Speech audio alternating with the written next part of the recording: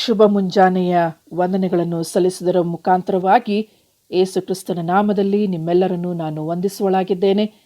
ಈ ದಿನದ ವಾಕ್ಯದ ಧ್ಯಾನದ ಭಾಗವನ್ನು ನಾವು ಮೀನಿಂಗ್ ಆಫ್ ಕ್ರಿಸ್ಮಸ್ ಅಂದರೆ ಕ್ರಿಸ್ಮಸ್ನ ಅರ್ಥ ಏನು ಎಂಬುದರ ವಿಚಾರದಲ್ಲಿ ಸ್ವಲ್ಪ ವಾಕ್ಯಗಳನ್ನು ನಾವು ಧ್ಯಾನ ಮಾಡಿಕೊಳ್ಳೋಣ. ದೇವರ ವಾಕ್ಯದಲ್ಲಿ ಏನು ಬರೆಯಲ್ಪಟ್ಟಿದೆ, ಯೇಸು ಸ್ವಾಮಿ ಮನುಷ್ಯನಾಗಿ ಯಾಕೆ ಈ ಲೋಕಕ್ಕೆ ಬಂದದ್ದು ಎಂಬುದಾಗಿ ನಾವೆಲ್ಲರೂ ಅನೇಕ ವಿಚಾರಗಳನ್ನು ತಿಳಿದುಕೊಂಡಿದ್ದೇವೆ. ಪ್ರತಿದಿನ ನಾವು ದೇವರ ವಾಕ್ಯಗಳನ್ನು ಓದ್ತೇವೆ, ಪ್ರತಿದಿನ ನಾವು ದೇವರ ವಾಕ್ಯಗಳನ್ನು ಕೇಳಿಸ್ಕೊಳ್ತಾ ಇದ್ದೇವೆ, ಜನರು ಮಾತನಾಡುವಂಥ ವಿಚಾರಗಳನ್ನು ಕೂಡ ನಾವು ಗ್ರಹಿಸ್ಕೊಳ್ತಾ ಇದ್ದೇವೆ. ಆದರೂ ಕೂಡ ನಾವೆಲ್ಲೋ ಒಂದು ಕಡೆ ಆ ಅರ್ಥವನ್ನು ನಾವು ಬಿಟ್ಟು ನಮ್ಮ ಒಂದು ಅನುಕೂಲಕ್ಕೆ ಅನುಗುಣವಾಗಿ ಈ ಒಂದು ಹಬ್ಬವನ್ನು ನಾವು ಆಚರಿಸ್ತಾ ಇದ್ದೇವಾ ಎಂಬುದಾಗಿ ಆಲೋಚನೆ ಮಾಡಿಕೊಳ್ಳಬೇಕು. ಯೇಸು ಸ್ವಾಮಿ ಈ ಲೋಕಕ್ಕೆ ಬಂದಂಥದ್ದು ಅದು ಪಾಪಿಗಳನ್ನು ರಕ್ಷಿಸಲಿಕ್ಕೋಸ್ಕರ. Christ came to this world to save sinners. ಈ ಒಂದು ಸೆಂಟೆನ್ಸಲ್ಲಿ ನಾವು ನೋಡುವಾಗ ಅಲ್ಲಿ ವ್ಯಕ್ತಿಯನ್ನು ನಾವು ಕಾಣ್ತೇವೆ. ಯಾವ ವ್ಯಕ್ತಿ? ಅದು ಯೇಸು ಸ್ವಾಮಿ. ಆತನ ಒಂದು ಪ್ಲ್ಯಾನನ್ನು ನಾವು ನೋಡ್ತೇವೆ. ಏನು? ಆತನು ಬಂದದ್ದು. ಮತ್ತು ಆ ಒಂದು ಸ್ಥಳವನ್ನು ನೋಡ್ತೇವೆ. ಯಾವ ಸ್ಥಳಕ್ಕೆ ಬಂದನು? ಈ ಲೋಕಕ್ಕೆ ಬಂದನು. ಆತನ ಉದ್ದೇಶ ಏನಾಗಿತ್ತು? ಅದು ಪಾಪಿಗಳನ್ನು ರಕ್ಷಿಸುವಂಥದ್ದು.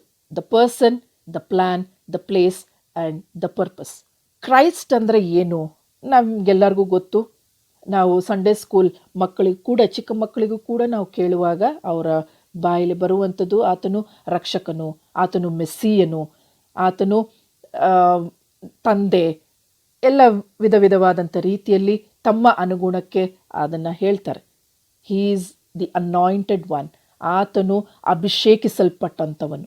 ಮತ್ತು ಯೋಹಾನ 1:14 ನಾವು ನೋಡುವಾಗ ಆತನು ವಾಕ್ಯವಾಗಿದ್ದಾನೆ. ಮತ್ತಾಯ 20:28 ವಾಕ್ಯ ನಮಗೆ ಸ್ಪಷ್ಟವಾಗಿ ಹೇಳ್ತದೆ, ಮನುಷ್ಯ ಕುಮಾರನು ಸೇವೆ ಮಾಡುವುದಕ್ಕೂ ಅನೇಕರನ್ನು ಬಿಡಿಸಿಕೊಳ್ಳುವುದಕ್ಕಾಗಿ ತನ್ನ ಪ್ರಾಣವನ್ನು ಈಡಿಕೊಡುವುದಕ್ಕೂ ಈ ಲೋಕಕ್ಕೆ ಬಂದನು. ಲೂಕ 19:10 ನೋಡುವಾಗ ಕೆಟ್ಟು ಹೋಗಿರುವುದನ್ನು ಹುಡುಕಿ ರಕ್ಷಿಸುವುದಕ್ಕೆ ಬಂದನು. ಲೂಕ 5:32 ಪಾಪಿಗಳನ್ನು ಕರೆಯುವುದಕ್ಕೆ ಬಂದವನು. ಯೋಹಾನ 3:17 ಮಗನ ಮುಖಾಂತರ ಲೋಕಕ್ಕೆ ರಕ್ಷಣೆಯಾಗಬೇಕೆಂದು ಬಂದವನು. ಯೋಹಾನ 10:10 2ನೇ ಭಾಗದಲ್ಲಿ ನೋಡುವಾಗ ಜೀವ ಕೊಡಬೇಕೆಂದು ಮತ್ತು ಸಮೃದ್ಧಿಯಾಗಿರಬೇಕೆಂದು ಈ ಲೋಕಕ್ಕೆ ಬಂದಂಥ ಯೇಸು ಸ್ವಾಮಿ. ನೋಡಿರಿ, ಎಷ್ಟು ವಿಷಯಗಳು ದೇವರ ವಾಕ್ಯದಲ್ಲಿ ಬರೆಯಲ್ಪಟ್ಟಿದೆ. ಒಂದು ಸಂಕ್ಷಿಪ್ತವಾಗಿ ನಾವು ಹೇಳೋದಾದರೆ, ಒಂದೇ ಒಂದು ಸೆಂಟೆನ್ಸಲ್ಲಿ ನಾವು ಹೇಳಬೇಕಾದ್ರೆ, ಯೇಸು ಸ್ವಾಮಿ ಬಂದದ್ದು ನನಗಾಗಿ, ನಿನಗಾಗಿ. ಈ ಲೋಕದಲ್ಲಿ ಜೀವಿಸ್ತಾ ಇರುವಂಥ ಪ್ರತಿ ಒಂದೊಂದು ವ್ಯಕ್ತಿಗೂ ಕೂಡ ಈ ಲೋಕಕ್ಕೆ ಬಂದಂಥ ಯೇಸು ಸ್ವಾಮಿಯನ್ನು ನಾವು ಯಾವ ರೀತಿಯಲ್ಲಿ ಗೌರವಿಸ್ತಾ ಇದ್ದೇವೆ, ಯಾವ ರೀತಿಯಲ್ಲಿ ಆತನಿಗೆ ಸ್ಥಾನಮಾನಗಳನ್ನು ನಾವು ಕೊಟ್ಟಿದ್ದೇವೆ ನಮ್ಮ ಜೀವಿತದಲ್ಲಿ. ಆತನು ಎಲ್ಲಿದ್ದಾನೆ? ನಮ್ಮ ಹೃದಯದಿಂದ ಹೊರಗಿದ್ದಾನ? ಬೇಕಾದಾಗ ಆತನನ್ನು ಕರೆದುಕೊಳ್ಳುವಂಥದ್ದು, ಬೇಡದೇ ಇದ್ದಾಗ ನಮಗೆಲ್ಲ ಅನುಕೂಲ ಆಯಿತು, ನಮಗೆಲ್ಲ ಆಶೀರ್ವಾದಗಳು ಬಂತು, ಸೊ ಯೇಸು ಸ್ವಾಮಿ ಇನ್ನು ನಿನ್ನ ಕೆಲಸ ಮುಗೀತು, ನೀನು ಹೋಗ್ಬೋದು ಎಂಬುದಾಗಿ ನಾವು ಹೇಳ್ತಾ ಇದ್ದೇವೆ. ಅನೇಕ ಸಲ ನಾವು ಈ ರೀತಿಯಾದಂಥ ಒಂದು ತಪ್ಪುಗಳನ್ನು ನಾವು ಮಾಡಿದ್ದೇವೆ ಪ್ರಿಯರೇ. ಈ ಒಂದು ಕ್ರಿಸ್ಮಸ್ ಹಬ್ಬದ ಒಂದು ಅರ್ಥವನ್ನೇ ನಾವು ಕಳೆದುಕೊಂಡು ಸಂಭ್ರಮದ ಒಂದು ಆಚರಣೆಯಲ್ಲಿ ನಾವು ತೊಡಗಿ ಯೇಸು ಸ್ವಾಮಿಯೇ ಇಲ್ಲದ ಒಂದು ಹಬ್ಬವನ್ನು ನಾವು ಆಚರಿಸ್ತಾ ಇದ್ದೇವೆ. ಯೇಸು ಸ್ವಾಮಿ ಎಲ್ಲೋ ಇದ್ದಾರೆ, ಆದರೆ ಇಲ್ಲಿ ನಾವೇನು ಮಾಡ್ತಾ ಇದ್ದೇವೆ? ಪಾರ್ಟಿ, ಎಲ್ಲ ಕಡೆ ಪಾರ್ಟಿ, ಕುಡಿಯುವಂಥದ್ದು, ತಿನ್ನುವಂಥದ್ದು.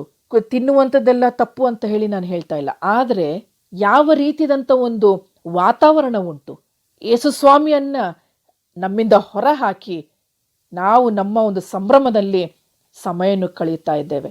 ಈ ಒಂದು ವರ್ಷದ ಕ್ರಿಸ್ಮಸ್ ಹಬ್ಬ ಅದು ಈಗಾಗಲೇ ನಾನು ನಿನ್ನೆ ಹೇಳಿದೆ, ಅದು ವಿಶೇಷವಾಗಿರಬೇಕು. ಏಕೆಂದರೆ ಈ ವರ್ಷ ನಾವೆಲ್ಲರೂ ಜೀವಂತವಾಗಿರುವಂಥದ್ದು ಈ ಒಂದು ಕ್ಷಣದವರೆಗೆ ನಾವು ಇದ್ದೇವೆ ಎಂಬುದಾದರೆ ಅದು ದೇವರ ಕೃಪೆ, ಕೃಪೆ, ಕೃಪೆ, ಕೃಪೆ ಮಾತ್ರ ಪ್ರಿಯರೇ. ಅದಕ್ಕಾಗಿ ನಾವು ಈ ಒಂದು ಕ್ರಿಸ್ಮಸ್ ಹಬ್ಬವನ್ನು ಅರ್ಥಗರ್ಭಿತವಾದಂಥ ಹಬ್ಬವನ್ನಾಗಿ ನಾವು ಆಚರಿಸೋಣ.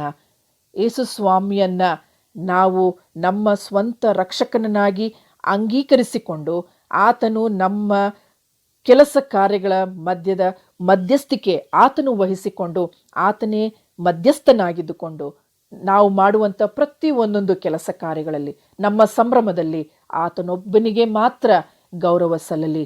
ನಮ್ಮ ಒಂದು ಸಂಭ್ರಮ ಯೇಸುಸ್ವಾಮಿಯನ್ನ ದೂರ ಹಾಕುವುದು ಬೇಡ, ತಳ್ಳುವುದು ಬೇಡ. ಆದರೆ ಯೇಸುಸ್ವಾಮಿ ನಮ್ಮೊಟ್ಟಿಗಿದ್ದು ಆತನೊಟ್ಟಿಗೆ ಈ ಒಂದು ಹಬ್ಬವನ್ನು ಆಚರಿಸೋಣ. ದೇವರು ಈ ವಾಕ್ಯಗಳನ್ನು ಆಶೀರ್ವಾದ ಮಾಡಲಿ. ಆಮೇನ್.